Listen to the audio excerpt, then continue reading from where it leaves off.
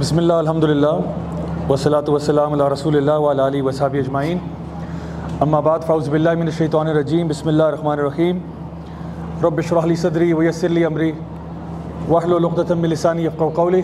अस्सलामु अलैकुम व रहमतुल्लाहि व बरकातुहू। अल्हम्दुलिल्लाह आज हम लोगों ने तरावी में सूरह अल-बक़रा की कुछ आयात की तिलावत सुनी और इंशाअल्लाह अभी जो बाकी की तरावी रह गई है उसमें भी इसको हम कंटिन्यू करेंगे। सूरह अल-बक़रा से मुंसलिक कुछ ऐसी चीज़ें हैं जिनको बयान करना मैं ज़रूरी समझता हूँ, ख़ास तौर पे उसके फ़ज़ाइल के अतबार से। नबी करीम सल्लल्लाहु अलैहि वसल्लम की हदीस है कि आपने फ़रमाया कि अपने घरों को कब्रिस्तान मत बनाओ और उनमें सूरह अल-बक़रा की तिलावत किया करो।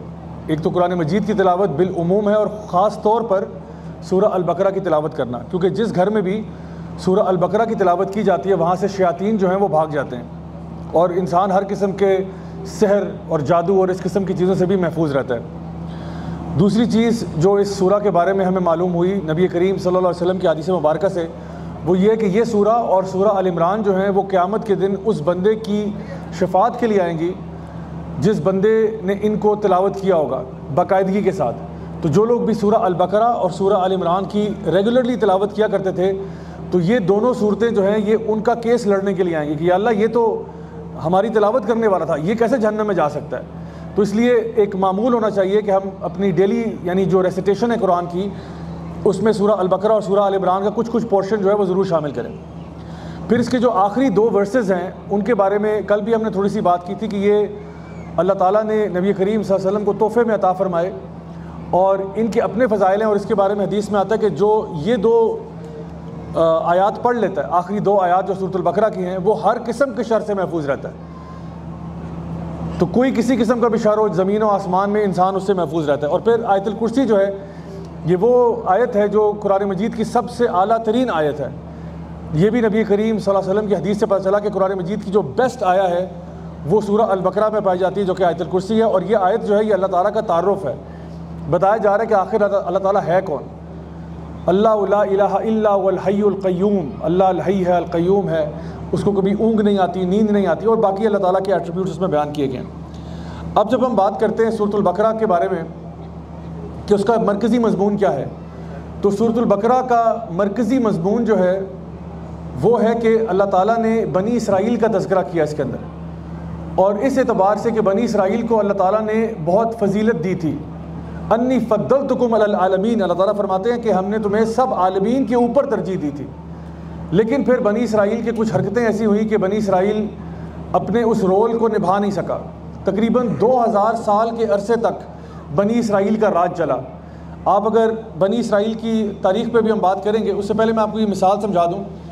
इमेजिन करें कि एक कंपनी है जिसमें कोई मार्केटिंग मैनेजर है जिसको फायर कर दिया गया, और अब बॉस जो है वो आपको हायर करना चाह रहा है, लेकिन आपको हायर करने से पहले वो आपको बताता है कि मैंने पिछले मैनेजर को फायर क्यों किया था, कि वो मैनेजर जो था वो टाइम पे नहीं आता था, वो दूसरे एम्प्लॉयज़ के साथ ऑफिस पॉलिटिक्स में एंगेज करता था, वो जो था कामचोर था, वो फाइनेंशियल घपले कर रहा था, पैसे लूट रहा था अंदर अंदर से, तो इसलिए मैंने उसको निकाल दिया कंपनी से और अब मैं तुम्हें हायर कर रहा हूँ, अब तुम वो हरकत ना करना जो उसने की थी।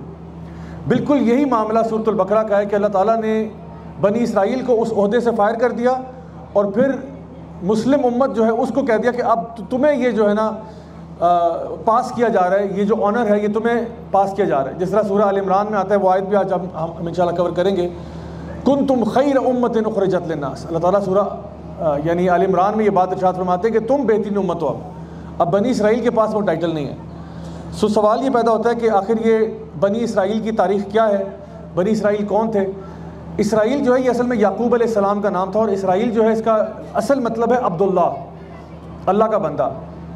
याकूब अलैहिस्सलाम के 12 बेटे थे, उन्हीं 12 बेटों में से 12 कबीले जो है बनी इसराइल के निकले।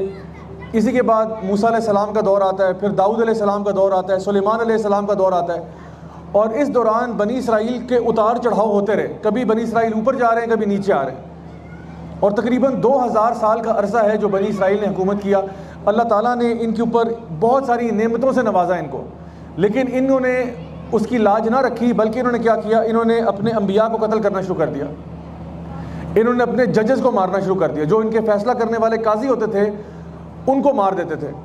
उसके बाद अल्लाह ताला ने इनको बहुत सारी नेमतें दी, मनो सलवा इनके ऊपर नाजिल कर दिया, आसमान से खुराक उतार दी, लेकिन तब भी ये नाशुक्रे बन गए और कहते थे कि हमें कोई तरकारियाँ नहीं मिल सकती, हमें कोई और चीज़ खाने के लिए नहीं मिल सकती, हम तंग आ गए ये मनो सलवा खा खा के। इसी तरह से ये अल्लाह ताला की किताब को बदल देते थे और किताब को पीठ के पीछे फेंक देते थे, यानी जहाँ इनकी मर्ज़ी चलती वो वाला पार्ट मान लेते, जहाँ मर्ज़ी नहीं चलती तो उस पार्ट को छोड़ देते। अल्लाह ताला फरमाते कि अफतुमिनूना बिबादिल किताब व तकफुरूना बिबाद, क्या तुम आधी किताब को मानते हो और आधी को नहीं मानते हो? अफला ताक़िलून, तुम्हारे अंदर अकल नहीं है? ये बनी इसराइल का तरीका था। इनके अंदर उम्मीयून पैदा हो गया। अल्लाह ताला कुरान मजीद में इरशाद फरमाते हैं उम्मीयून वो हैं जो हमारी ज़ुबान में कहते हैं ना पढ़े लिखे जाहिल, पढ़े लिखे होते थे क्योंकि ये तो अहलुल किताब थे ना, कि अहले किताब थे, पढ़ने वाले लोग थे, लेकिन दीन के मामले में ज़ीरो थे।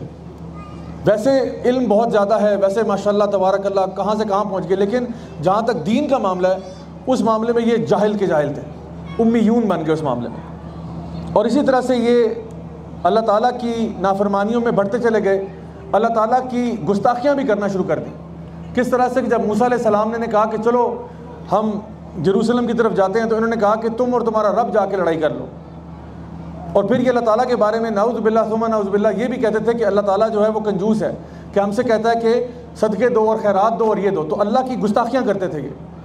तो उसके बाद क्या हुआ, अब इनको फायर कर दिया गया, इनको वो पोजीशन छीन ली गई उनसे, और वो चीज़ जो है अब मुस्लिम उम्मत के पास आ गई। सूरतुल बकरा का अगर आप जायज़ा लें तो इसके 4 मेजर पैराग्राफ्स हैं। सेंट्रल थीम तो मैंने आपकी बता दी है कि वो है चेंज ऑफ लीडरशिप, यानी जो मरकज़ी मजमून है सूरह अल बकरा का वो ये है ट्रांसफ़र ऑफ लीडरशिप। एक कौम के पास लीडरशिप हुआ करती थी, उनके ख़िलाफ़ पूरी चार्जशीट आयत नंबर यानी आप कह लें कि 40 से लेकर 141 तक तकरीबन 100 आयात के अंदर अल्लाह ताला ने बनी इसराइल की चार्जशीट बयान की है कि बनी इसराइल ने ये किया, ये किया, ये किया, सारे उनके गुनाह गिनवाए, इसलिए ताकि तुम जो नए एम्प्लॉइज़ हो तुम कहीं इसी गुनाह में मुलव्वस ना हो जाना।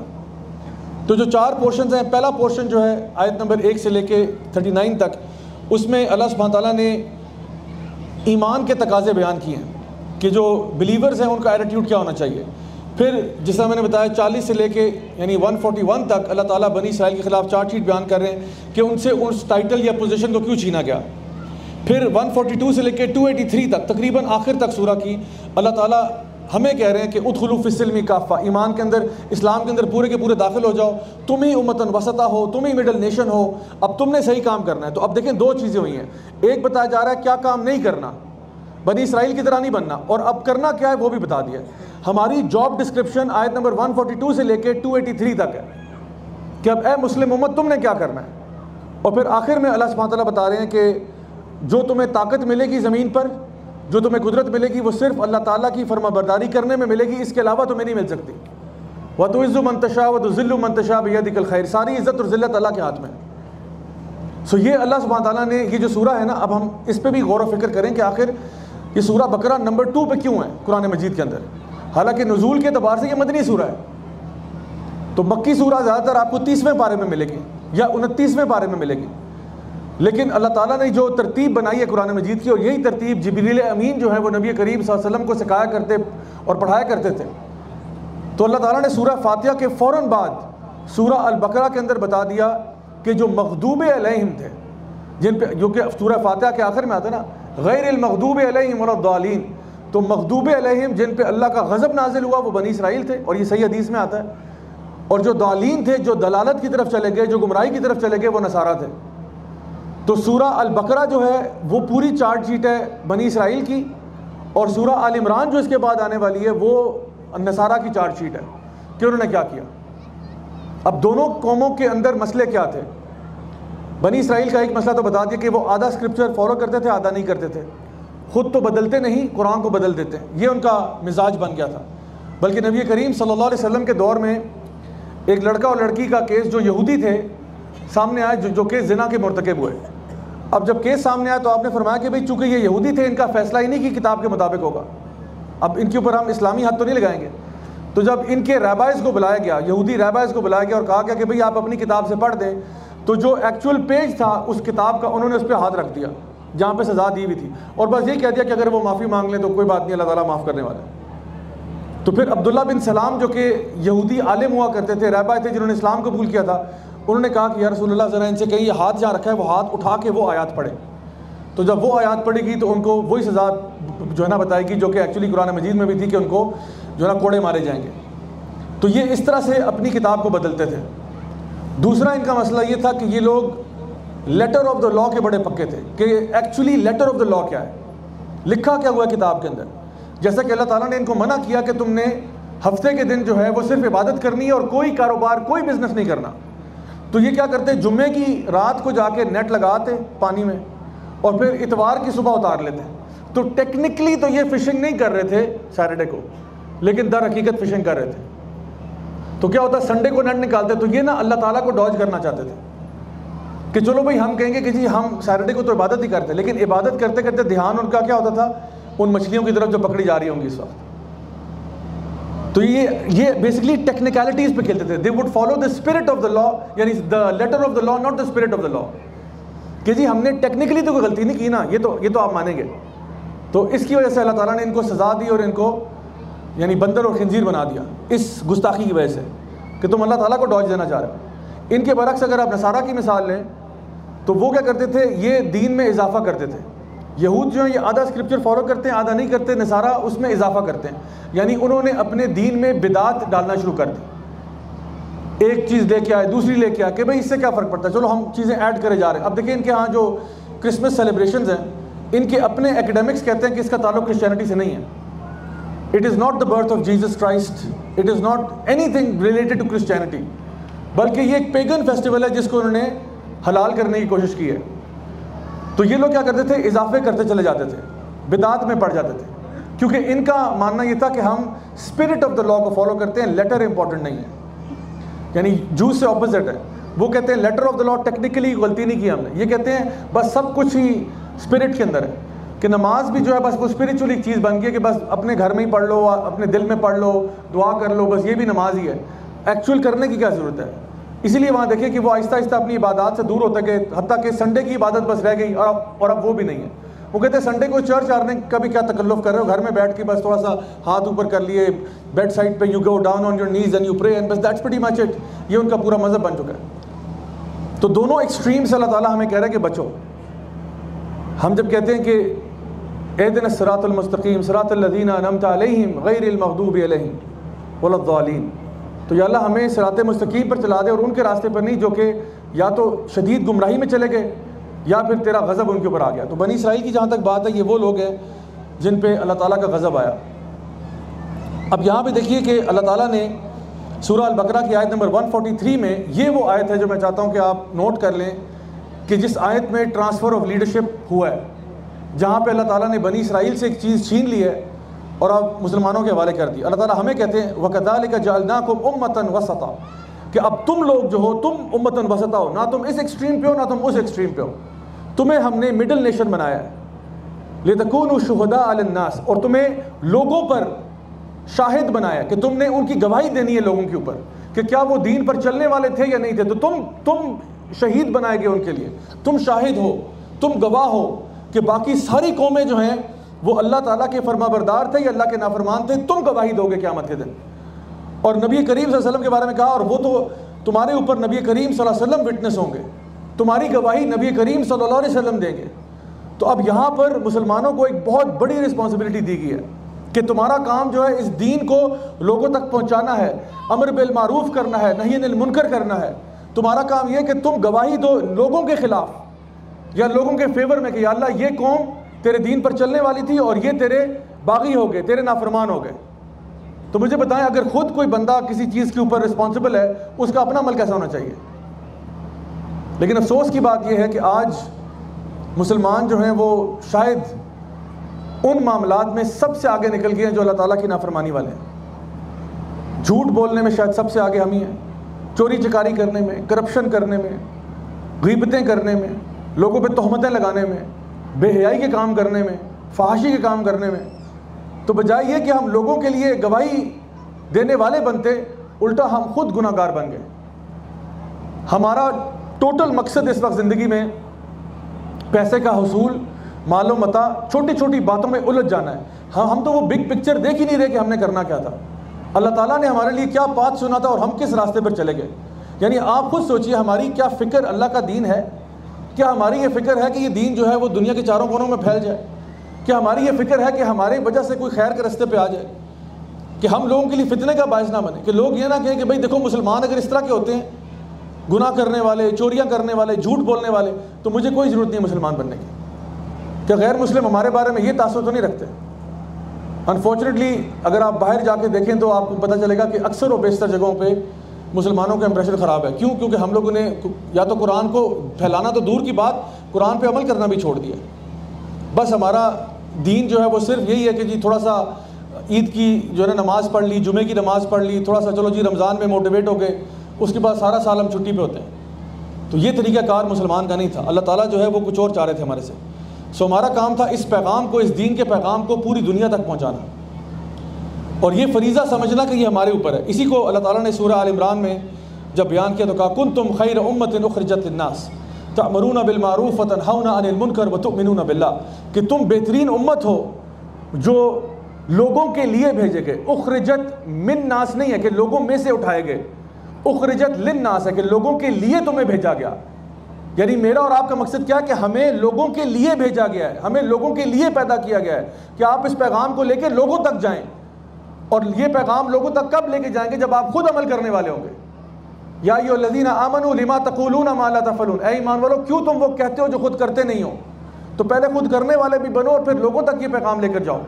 ये रिस्पॉन्सिबिलिटी समझो। अब किसी नबी ने नहीं आना, किसी पैगम्बर ने नहीं आना, अल्लाह का दीन ये मैं और आप ही फैलाएंगे। अब हमारा काम है कि लोगों तक लेके जाना। तो चले किसी जगह पे लेक्चर ना दें, आप किसी जगह पे यूट्यूब वीडियो ना बनाएं, आप अपने घर में तो इस्लाम लेके आएँ, अपने बेडरूम में तो शरीयत को नाफिज करें, अपने लिविंग रूम में नाफिज करें, अपने गली मोहल्ले में तो शरीयत की बात करें।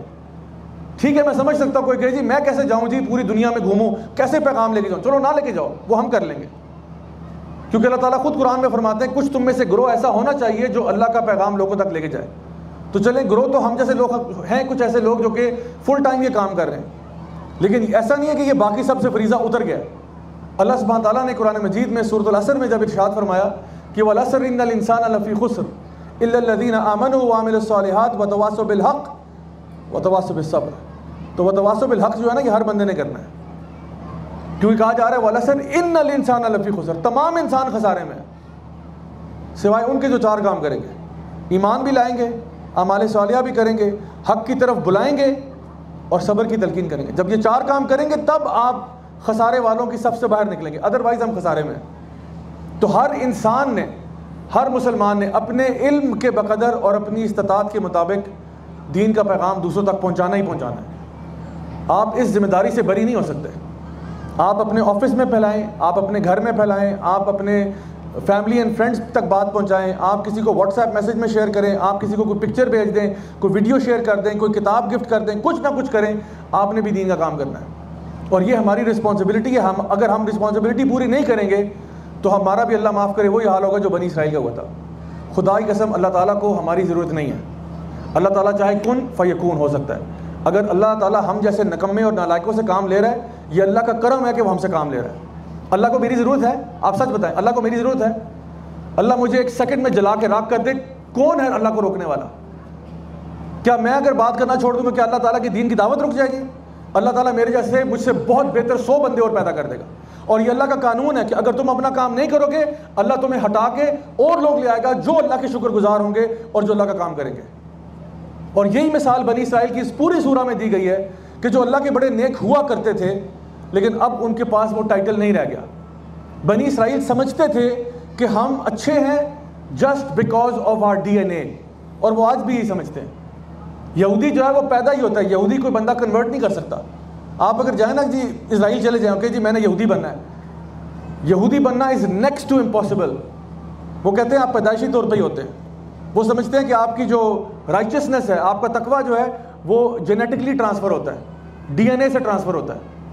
तो जिसकी माँ यहूदी होगी वही यहूदी होता है। तो आप अगर कन्वर्ट करना भी चाहें तो वो आपको बहुत लंबा प्रोसेस, इतना लंबा प्रोसेस कि जो बंदा कोई कर ही नहीं सकता। तो वो तो एक ख़ास मेंटालिटी के साथ चल रहे हैं, लेकिन ये हमारी मेंटालिटी नहीं है कि जस्ट बिकॉज आप एक मुसलमान घराने में पैदा हो गए तो जी माशाल्लाह तबारक अल्लाह हम जी पाकिस्तान में पैदा हुए, तो हमारा जी शनाख्ती कार्ड पे मुसलमान लिखा हुआ है, हमारा शनाख्ती कार्ड, हमारा पासपोर्ट ग्रीन रंग का है, तो जन्नत के फरिश्ते कहेंगे जी मुबारक हो, बिस्मिल्लाह करके जन्नत में दाखिल हो जाए। शनाख्ती कार्ड के बेसिस पे कोई जन्नत में नहीं जा रहा, कोई पासपोर्ट की वजह से जन्नत में नहीं जा रहा। जन्नत में कोई चीज़ अगर आपको ले जा रही है तो वो आपका ईमान और आपके अमाल सालिह हैं। और बनी इसराइल को 2000 साल का अरसा मिला था, हमें 1400 साल हो चुके हैं। 1400 साल हमें हो गए हैं, 600 साल का डेफिसिट है। तो कोई पता नहीं, अल्लाह ताला हमें अगर रिप्लेस करना चाहे 1 सेकंड में रिप्लेस कर दे, किसी और कौम को ला के खड़ा कर दे, और वो हमारे जैसे नालायक लोग ना हों, बल्कि वो लोग ऐसे हों जो अल्लाह का शुक्र अदा करने वाले, इस दीन की खिदमत करने वाले लोग हों। तो my dear brothers and sisters, हमारा इस वक्त मसला सबसे बड़ा ये है कि हमारा फोकस चेंज हो चुका है। हमारा फोकस जो है ना, इस वक्त मैं बिल उमूम बात कर रहा हूँ, हमारा फोकस जो है वो सिर्फ दुनिया में पैसा कमाना, दौलत कमाना, शोहरत कमाना, बस ये चीज़ें रह गया। हमारी शायद विश लिस्ट में अगर कोई 100 चीज़ें हैं ना, तो उसमें शायद 100 नंबर पे भी दीन की खिदमत नहीं है कि मैंने दीन के लिए कुछ करना है। हालांकि अल्लाह ताला कुरान मजीद में यही बता रहे हैं बार बार कि तुम्हारा काम ये था, तुम्हारा काम ये था, तुम्हें इन्नी जाइलुन फिल अर्दी खलीफा, तुम्हें ज़मीन में खलीफा बना के भेजा है। खलीफा कौन होता है? एम्बेसडर होता है, वाइस रॉय होता है। यानी अल्लाह ताला कह रहा है मैंने तुम्हें अपना खलीफा बना के भेजा है। आप सच सच दिल में सोचें और बताएं, क्या हमारे करतूत बिलउमूम जो है वो खलीफा वाले हैं? क्या हमारे करतूत ऐसे हैं कि जी हम अल्लाह ताला के रिप्रेजेंटेटिव बने हुए हैं ज़मीन के ऊपर? हम तो अपनी मस्तियों में लगे हुए हैं, हम तो अपनी मौजें मना रहे हैं, हमें तो पता ही नहीं है कि अल्लाह ताला हमसे चाहता क्या है। इल्ला माशाअल्लाह, सिवाय जिसको अल्लाह ताला ने थोड़ी बहुत अकल समझ दे दी हो, वरना बिलउमूम तो यही है कि हर बंदा नफ्सा नफ्सी का आलम है। हर बंदा पैसे बनाने में लगा हुआ है, बाय हुक और बाय क्रुक। मैं चोरी करके बनाऊँ, मैं किस तरह मर्जी बनाऊँ, बस पैसा बनाना है। गेट रिच और डाई ट्राइंग, यानी सारी ज़िंदगी का पूरा मकसद ये। हालांकि अल्लाह ताला ने ये जो छोटी सी ज़िंदगी आपको दी है, उसका मकसद ये था कि आप कुछ खैर के काम कर जाएं, ख़ुद भी नेक अमाल करें, ख़ुद भी अल्लाह के बंदे बन के रहें, और यही मैसेज लोगों तक पहुँचाएँ। और अगर नहीं करेंगे तो फिर ज़िल्लत और रसवाई के सिवा हमारा मुकद्दर और कुछ भी नहीं है। नबी करीम सल्लल्लाहु अलैहि वसल्लम की हदीस है, आपने फरमाया कि तुम अपने से पहली कौमों की मुशाबियत करोगे, हत्ता कि जिस तरह एक छिपकली के बिल में अगर वो घुस जाए ना, तो तुम भी वहाँ घुस जाओगे। यानी कौमों, पिछली कौमों की, यानी किसकी? यहूद और नसारा की मुशाबियत करोगे कि अगर वो लोग कोई उल्टे से उल्टा काम भी करेंगे, कि अगर वो छिपकली के बिल में भी घुसेंगे ना, तुम भी वहाँ घुस जाओगे। आज से कुछ साल पहले मैं नेशनल ज्योग्राफिक के ऊपर एक प्रोग्राम देख रहा था, वहाँ पे लिटरली एक गोरा जो है ना वो छिपकली के बिल में घुस रहा था। मैंने कहा यकीनन इसके पीछे कोई हो सकता है मुसलमान ही जा रहा हो। वो तो अपना कैमरा लेके गया था पत्नी देखने के लिए। मैंने कहा मुसलमान सिर्फ फॉलो करने के लिए घुस जाएगा पीछे कि गोरा जा रहा है, कुछ तो होगा यहाँ पे छिपकली के बिल के अंदर। तो बात यह कि हमें ये हमारी मुशाबियत आहिस्ता आहिस्ता आहिस्ता, देखिए हमारे कल्चर में, हमारे ट्रेडिशन में, हमारी स्पीच में, हर चीज़ में हम उनकी मुशाबत करते हैं। जो चीज़ अल्लाह और उसके रसूल की बात होती है वो इतनी जल्दी हमें हजम नहीं होती। कोई उधर से रिसर्च आ जाए, हम कहते हैं बिल्कुल सही कह रहे हैं। कोई बात अमेरिका कह दे, कोई बात इंग्लैंड कह दे, कोई बात ऑस्ट्रेलिया कह दे, हम कहते हैं वो जो कह रहे हैं बिल्कुल हक कह रहे हैं। और कुरान और हदीस को मानने में हमें 100 दलाइल और चाहिए होते हैं कि नहीं जी इसकी भी दलील दो, इसकी भी दलील दो, इसकी भी दलील दो। तो असल में हमारी अपनी एक पहचान है, हमारी अपनी एक आइडेंटिटी है, वो मुसलमानों की आइडेंटिटी है। हमारे अपने हीरोज़ हैं, हमारी अपनी स्टोरीज़ हैं। हमें ज़रूरी नहीं है कि हम लोग इनकी स्टोरियाँ पढ़ पढ़ के अपनी अगली नस्लों को डेवलप करें। आपको पता है अभी रिसेंट ट्विटर पे जो हैशटैग चल रहा है वो बॉयकॉट डिज्नी का है। डिज्नी जो कितने सालों से हमारे बच्चों की ब्रेन वॉशिंग कर रहा है और हमारी भी कर रहा है। और अब वो ओपनली कह रहे हैं कि हमने 50% अपने जो कैरेक्टर्स हैं, 50% ओपन उनकी जो प्रेसिडेंट वाइस प्रेसिडेंट का इंटरव्यू है और वो लीक हो चुका है। वो कह रहे हैं हमने अपने अगले सालों में 50% कैरेक्टर्स को LGBTQ बना के ही छोड़ना है, ताकि आपके छोटे बहन भाई और आपकी बच्चे और आपकी औलाद जो है वो इन्हीं को अपना हीरो समझें। वो जो कौम लूत का मसला था, वो कह रहे हैं आधे कैरेक्टर वो होंगे, वो हमारे हीरोज़ होंगे, हमारे बच्चों के हीरोज़ होंगे। तो ये एक आइडियोलॉजिकल वॉरफेयर चल रहा है इस वक्त पूरी दुनिया के अंदर, और वो ये चाहते हैं कि इस दीन को फूकों से बुझा दें। जो थोड़ा बहुत दीन रह भी गया उसको फूकों से बुझा दी जाए, लेकिन इंशाअल्लाह रहमान ये दीन फूकों से बुझने वाला है नहीं। ये दीन गालिब आकर रहेगा, चाहे जिसको जितनी मर्जी कराहियत आती हो इसके ऊपर। So my dear brothers and sisters, हमारा जो असल मकसद है वो क्या है? अल्लाह ताला ने इसी सूरह में फरमाया कि या अय्युहल्लज़ीना आमनू उदखुलू फिस्सिल्मी काफ़ा, ए ईमान वालों पूरे के पूरे इस्लाम में दाखिल हो जाओ, आधे आधे नहीं। यानी ये नहीं कि तुम्हारा एक टांग जो है वो कुफर में है और एक टांग तुम्हारा जो है वो ईमान में है, ऐसा नहीं है। आप सोचिए वो कौम जिसका नारा ही तौहीद था, पाकिस्तान का मतलब क्या? ला इलाहा इल्लल्लाह। जिस कौम का नारा ही तौहीद पर था, जिस कौम को भेजा इसलिए गया था कि तुम लोगों तक तौहीद की दावत पहुंचाओ, वही कौम ऐसी है जो आज शिर्क में डूबी हुई है। पूरी मुस्लिम उम्मत में आप देखें शिर्क कितना ज़्यादा है। ज़्यादा दूर ना जाएं, यहीं हमारे इस खूबसूरत शहर से करीब एबटाबाद का शहर है, उस शहर के साथ एक जगह है, उसका नाम है खोता कबर। शायद आप में से कुछ ने नाम सुना हो, और ये नाम कोई अपनी तरफ से मैं नहीं बना रहा, ये वाकई नाम है खोता कबर। क्यों उसे खोता कबर कहते हैं? क्योंकि वहाँ पे एक खोते की कबर है। और वो क्या है, एक कहते हैं किसी बहुत ही कोई अल्लाह के वली थे, उनका गधा यहाँ मर गया था, तो उसकी कबर के ऊपर अब लोग सजदे करते हैं जाके, और उस गधे से दुआएं मांगते हैं। शिर्क की दाद है। देखिए पिछले ज़मानों में ना लोग औलिया को और सेंट्स को वर्शिप करते थे, उनकी कब्रों पे जाते, सजदे करते, सब कुछ करते। चलो वो भी शिर्क था, लेकिन समझ में आता है चलो वो अल्लाह के वली थे, किसी के आगे बंदा चला गया। लेकिन अब तो लोगों ने गधों की भी इबादत शुरू कर दी है। यानी हमारे शिर्क और कुफर की कोई इंतहा नज़र नहीं आ रही। और नबी करीम सल्लल्लाहु अलैहि वसल्लम ने दुनिया से जाने से पहले ये बात की थी कि मुझे डर है इस बात का कि तुम लोग मेरी कब्र के साथ वो सलूक ना करना कि जिस तरह पहले यहूद नसारा ने किया, कि उन्होंने अपने अंबिया की कब्रों को ना इबादत की जगह बना दिया, कि वहाँ पे सजदे शुरू कर दिए, अल्लाह से मांगने के बजाय गैरुल्लाह से मांगना शुरू कर दिया। तो मेरे साथ ये ना करना। अगर आज मुझे सच सच बताइए, अगर आज नबी करीम सल्लल्लाहु अलैहि वसल्लम ये हालात देख लें मुस्लिम उम्मत के, और आप लोगों के पास भी वो वीडियोज़ आते हैं व्हाट्सएप पे, यूट्यूब पे, फेसबुक पे, जहाँ पे लोग किसी बाबा जी के कदमों में पड़े हुए हैं, उनके आगे सजदे हो रहे हैं, पीरों ने पता नहीं क्या ड्रामेबाजियाँ चल रही हैं, ये सब आपने देखा होगा।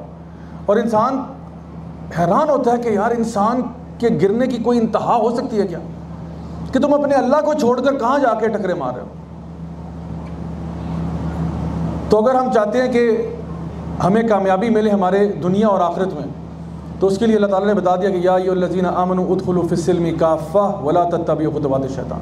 ऐ ईमान वालों, पूरे के पूरे इस्लाम में दाखिल हो, सर से लेके पाँव तक। मैं ये बात समझ सकता हूँ कि कई लोगों के लिए पूरा का पूरा इस्लाम में उतरना शायद मुश्किल भी होगा, कि ज़िया भाई ये तो बात बड़ी मुश्किल है, सारा का सारा कैसे उतर जाऊँ मैं, कि सारे गुनाह छोड़ दूँ और सारी नेकियाँ अपना लूँ। मैं आपसे कह रहा हूँ कोशिश तो करें ना, इंसान कोशिश तो करे। पहले से गिव अप करके बैठ जाके भाई मुझसे नहीं होता, ये तो बड़ा डिफीटिस्ट एटीट्यूड है। हमारा काम है कोशिश करना, अल्लाह ताला हमें हमारी कोशिश का ही अजर देता है, चाहे अभी काम हुआ ना हो। एक इंसान है वो आज सिर्फ यहाँ बैठे बैठे नियत करता है कि मैं बदलना चाहता हूँ, मैं चेंज होना चाहता हूँ, सिर्फ नियत करता है, तो अल्लाह ताला उसको उसकी नियत का भी अजर दे देते हैं, चाहे उसने काम नहीं किया। आप अभी यहाँ बैठे बैठे सोचते हैं ना कि मैंने दुनिया का सबसे बड़ा अस्पताल बनाना है जहाँ पे इलाज फ्री होगा, दुनिया का सबसे बड़ा अस्पताल बनाऊंगा, इलाज फ्री करूंगा सारों का। आपने नियत की, अल्लाह ताला ने आपके अकाउंट में लिख दिया, पूरा का पूरा अजर लिख दिया। और उस बंदे को शायद कोई अजर ना मिले जिसने एक्चुअली पैसे भी लगा दिए हों अस्पताल में, अरबों रुपए लगाए हों। लेट्स सपोज उसने कोई 50 अरब रुपया लगाया, अस्पताल बनाया, लेकिन उसकी नीयत ये थी कि मेरी वाह वाह हो जाए, मुझे लोग कहें कि माशाल्लाह राजा साहब कमाल कर दिया आपने, तो मुझे वो तारीफ मिल गई और अजर मेरा ज़ाया हो गया। तो जिसने पैसे लगाए हो सकता है उसका सारा अजर चला गया, और जिसने सिर्फ नियत की थी उसको पूरा अजर मिल गया। अल्लाह ताला आपके एफर्ट्स का अजर देता है।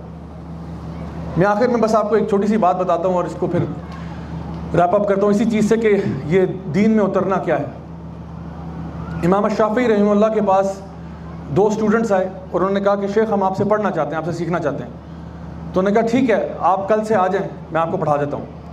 तो अगले दिन 2 स्टूडेंट में से एक आया, तो इमाम साहब ने पूछा भाई तुम्हारे साथ दूसरा साथी कहाँ गया? तो उन्होंने कहा कि शेख वो इंतकाल कर गया, वो तो फौत हो गया। तो आपने कहा इन्ना लिल्लाहि व इन्ना इलैहि राजिऊन। बड़ा अफसोस हुआ आपको, बहुत अफसोस हुआ। उसी दिन रात को ख्वाब में इमाम शाफी के आपने उसी लड़के को देखा जो फौत हो गया था, और आप देखते हैं कि वो लड़का जो है वो अंबिया के साथ बैठा हुआ है और सिद्दीकीन और शुहदा के साथ बैठा हुआ है, और इमाम शाफी उसको ऊपर की तरफ देख रहे हैं कि वो बहुत ऊंचे मकाम पे पहुंच गया जन्नत में। तो इमाम साहब फरमाते हैं कि मैंने फरिश्ते से पूछा कि भाई ये बच्चा वहाँ कैसे पहुँच गया, ये तो अभी मेरा शागिर्द बना भी नहीं था। तो फरिश्ते ने कहा कि शेख साहब आपको क्या मालूम था कि ये अगर आपसे पढ़ लेता तो किस मकाम पर चला जाता। जिस नीयत के साथ ये आपके पास आया था, जिस इखलास के साथ ये आपके पास आया था, अगर ये आपसे पढ़ लेता तो ये क्या चीज़ बन जाता। लेकिन अल्लाह ताला को यही मंजूर था कि इसकी बस लाइफ इतनी ही थी। तो अल्लाह ताला ने उसकी सिर्फ नीयत और एफर्ट और कोशिश की वजह से अल्लाह ताला ने उसको वो मकाम दे दिया जो किसी और का नहीं था। आज से तकरीबन मेरे ख्याल है 3 महीने पहले इस्लामाबाद में ही मैं घर पे गया जहाँ पे मुझे बुलाया गया लेक्चर के लिए। मोहसिन भाई हमारे यहीं पे घूम फिर रहे होंगे कहीं पे, तो उन्होंने मुझे संडे को फ़ोन किया कि ज़िया भाई आप फ़लाँ जगह पे लेक्चर ले लें। तो मैंने कहा भाई मेरे पास टाइम नहीं है, मैं बहुत बिजी हूँ। तो उन्होंने बड़ा रिक्वेस्ट किया कि नहीं आ जाए, आधा घंटा दे दें। तो मैंने टाइम स्लॉट कहीं ना कहीं स्क्वीज़ कर दिया। 6 से 7 का टाइम मैंने उनको जो है कन्फर्म किया, उसके बाद मैंने निकलना था। तो यहीं इस्लामाबाद में एक फार्म हाउस था, वहाँ पे मैं चला गया। और जब मैं वहाँ पहुँचा तो नौजवान लड़कों की क्लास थी, तकरीबन 14 साल से लेके 20-21 साल तक के लड़के वहाँ पे थे। साथ वाले कमरे में कुछ ख़वातीन का भी शायद अरेंजमेंट हुआ था। तो मैंने वहाँ पे जब टॉक दी तो बीच में टॉक आधा घंटा, यानी 1 घंटे की टॉक थी, आधे घंटे के बाद एक लड़का जो है वो दाखिल हुआ और बजाय होता ना कोई इंसान जो लेट आता है वो पीछे बैठ जाता है, बजाय पीछे बैठने के वो आगे मेरे मुंह के आगे आके बैठ गया और बड़े कीनली वो नोट्स ले रहा था। जब लेक्चर ख़त्म हुआ मैंने एक्सक्यूज़ किया अपने आप को कि जी मैंने कहीं जाना है तो मुझे इजाज़त दीजिए। तो 4-5 लड़के मेरे साथ आए, उनमें से एक ये भी था और सवाल लेकिन सिर्फ यही पूछ रहा था। इसने कुछ सवाल पूछने थे कि भाई मैं अपनी नमाज़ को बेहतर करना चाहता हूँ, खुशबू लाना चाहता हूँ, कुछ 2-4 बड़े अच्छे सवाल पूछे। और उसने मुझे बताया कि ज़िया भाई मैंने आपके वीडियोज़ ना पिछले 6 महीना पहले देखने शुरू किए हैं और तब से मैंने अपने आप को चेंज किया, मेरा लाइफस्टाइल बड़ा डिफरेंट था। मैंने वीडियोस देखना शुरू किए और मैं इंस्पायर हुआ। और आज जब अनाउंसमेंट आया हमारा व्हाट्सएप ग्रुप पे कि ये वाली क्लास आप ले रहे हैं, तो मैं पता नहीं बहरिया टाउन या कहाँ का कहीं दूर का एरिया बताया, वहाँ से मैं भागा आया और मैंने कहा कि मैंने ये क्लास ज़रूर अटेंड करनी, इसलिए मैं थोड़ा लेट हो गया। और फिर उसने जाने से पहले मुझे कहा कि मैं आपके साथ सेल्फ़ी खिंचवाना चाहता हूँ। तो मैंने कहा ठीक है। सेल्फ़ी खिंचवाई। मैं उस दिन मोटरसाइकिल पे गया हुआ था, मैं बाइक लेके निकल गया। अगले दिन मोहसिन भाई मुझे कॉल करते हैं और कहते हैं कि ज़िया भाई वो जो लड़का आपको मिला था ना जिसने आपसे सवाल पूछे थे और सेल्फ़ी खिंचवाई थी, ज़िया भाई उसका इंतकाल हो गया। 19 साल का लड़का, 19 साल का। मुझे क्या गारंटी है कि ये जो जुमला मैं बोल रहा हूँ ये मैं मुकम्मल कर पाऊँगा या नहीं कर पाऊँगा? कोई है गारंटी मेरे पास? मेरा कोई मालिकुल मौत के साथ कॉन्ट्रैक्ट हुआ है, उदखुलू फिस्सिल्मी काफ़ा, पूरे के पूरे इस्लाम में दाखिल हो जाओ। कब? परसों, तरसों, साल बाद, 2 साल बाद? अभी से, आज से फैसला करो कि मैं उतरना चाहता हूँ दीन के अंदर, मैं दीन पर अमल करना चाहता हूँ। मुझे सिर्फ इस बात का थोड़ा सा इत्मीनान था कि अल्हम्दुलिल्लाह ये लड़का सीधे ट्रैक पे था और हो सकता है कि अल्लाह के यहाँ इसका मकाम वो हो जो शायद मैं सोच भी नहीं सकता, क्योंकि जिस इखलास के साथ ये मेरे पास आया और जिस प्यार और मोहब्बत के साथ इसने मुझसे बात की और सवाल पूछे, और जो सवाल पूछे मैं बयान नहीं कर सकता कि कितना वो सिंसियर था उन सवालों के पूछने में, कि वो कितना वाकई में अपने आप को चेंज करना चाहता था। और वो आखिरी पिक्चर थी जो उसने खींची थी, उसको भी मालूम नहीं होगा कि ये जो पिक्चर मैं खींच रहा हूँ ये आखिरी है। So my dear brothers and sisters, हमें अपनी पुराने जो एग्जाम्पल्स अल्लाह ताला दे रहे हैं उससे सीखना चाहिए कि मैं इस हालत में दुनिया को छोड़ के जाऊँ जब मेरा अल्लाह मुझसे राज़ी हो। बल्कि मैं एक दुआ करता होता हूँ, मैं आपको भी रिकमेंड करूँगा कि आप लोग ये दुआ किया करें कि अल्लाह मुझे उस टाइम दुनिया से उठा ले जब तू मुझसे सबसे ज़्यादा राज़ी हो। मुझे तब तक ना उठाना, जिस दिन तू मुझसे सबसे ज़्यादा राज़ी है ना, बस उस दिन उठा ले। क्योंकि मज़ा रिटायरमेंट का तभी आता है जब इंसान अपने पीक पे रिटायरमेंट ले ले। डाउन हिल जाते हुए रिटायरमेंट का मज़ा नहीं आता। जब इंसान अपने करियर के पीक पे हो ना और तब रिटायरमेंट ले, तो सारे उसके लिए वाह करते हैं। तो हमें वाह लोगों की नहीं, अल्लाह और मलाइका की चाहिए कि जब हम दुनिया से जाएँ तो उस हालत में जाएँ जब हमारी नमाज, हमारा रोज़ा, हमारी तिलावत, हमारी दावत, हमारा अखलाक, हमारा किरदार, सब चीज़ ऑन पॉइंट हो। बस उस दिन अल्लाह हमें उठा ले, इंशाअल्लाह सुकून है। आगे की ज़िंदगी ऐशी की है। हदीस में आता है कि जो जिस हालत में उठाया जाएगा उसी हालत में अल्लाह के सामने पेश किया जाएगा। तो मैं ये चाहता हूँ कि मैं उस हालत में अल्लाह के सामने जाऊँ जब अल्लाह ताला को सबसे ज़्यादा महबूब हूँ, यानी इससे ज़्यादा बेहतर मैं हो नहीं सकता था जब अल्लाह ने मुझे उठा लिया। तो मैं तो ये चाहता हूँ, और मैं चाहता हूँ आप लोग भी अपने लिए दुआ करें कि अल्लाह ताला हमें, हमारे पर रहम फरमाए, हमारी गलतियाँ कोताहियाँ माफ़ फरमाए और हम सब से राज़ी हो और हमें वाकई में वो फ़रीज़ा अदा करने की तौफ़ीक़ अता फरमाए जो हमारी पूरी उम्मत पर है। बारकल्लाहु फ़ीकुम। अस्सलामु अलैकुम व रहमतुल्लाहि व बरकातुहू।